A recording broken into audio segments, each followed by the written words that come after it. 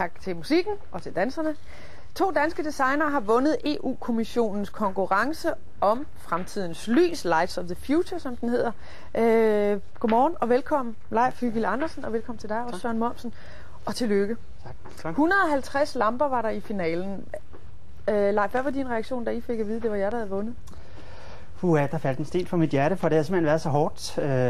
Vi har lavet lampen i porcelæn, og det er sådan et frygteligt materiale, som bare vil alt muligt andet, end man selv vil. Så jeg troede næsten, at det var håbløst og umuligt det hele, men så ringede Søren fra Frankfurt og sagde, at vi havde vundet. Det var selvfølgelig dejligt. Det var fortjent. Mm-hmm.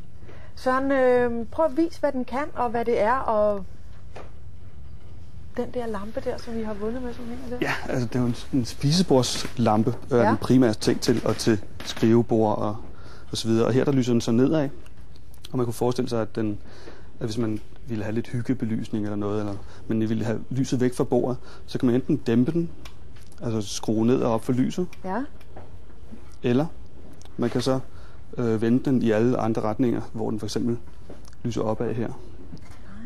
Ligesom sådan en trapezkunstner. Ja, den kan snurre hele vejen rundt. Ja. Hvad er I blevet? Den ligner jo lidt et æg. Har I siddet over en god gang morgen og spist nogle æg og tænkt, sådan en lampe må vi lave? Eller hvor har I fået jeres inspiration fra?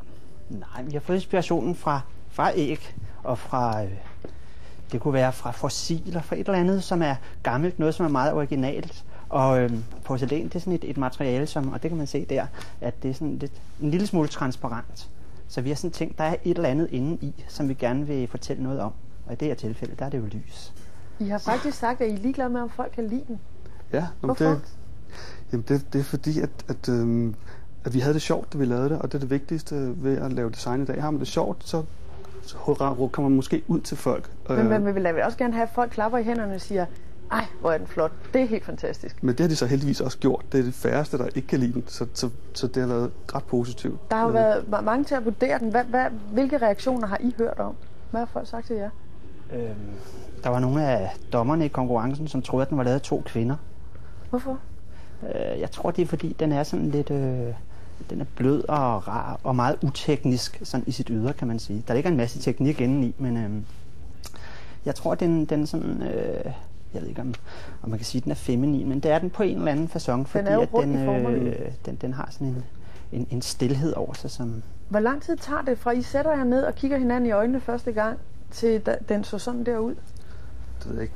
Det har været undervejs et år, har vi snakket om det, og så begynder man først rigtig et halvt år før, og så skal det så gå stærkt til sidst, hvor man skal lave prototyper, når man kommer i finalen. Ja.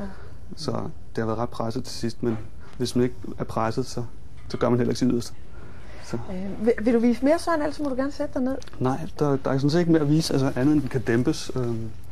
Så det er sådan en rimelig ny ting for lysstofrør, at man kan gøre det på dem. Hvornår kan vi alle sammen gå ud og købe den lampe der? Så snart der kommer en producent. Så I mangler nogen, der siger, at de gerne vil producere den? Ja, og sælger den i hele verden. I har jo ikke vundet nogen penge. Nej. Er det ikke ærgerligt? Jo, det er svært ærgerligt. Men det vi har vundet, det vil sige, det er producenten, der har vundet en markedsføringskampagne i Europa.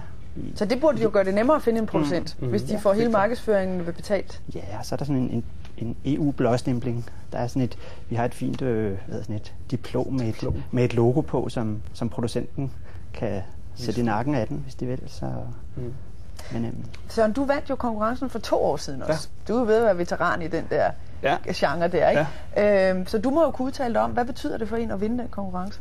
Det betyder, at man får en masse respekt fra producenterne. Altså de pludselig vil de snakke med en og komme ud og vise jeres lampe til os, så vi kan snakke om det. Og det er ligesom, jamen det er respekt, man får.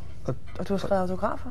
Ja, enkelt. Ja, men ja. Så det vil sige, I satser på, at der kommer en producent forbi inden så længe? Ja, det håber vi i hvert fald. Så den kommer videre ud i verden? Ja. Tillykke med det i hvert fald, og tak fordi, at I ville komme og vise den, og held og lykke fremover.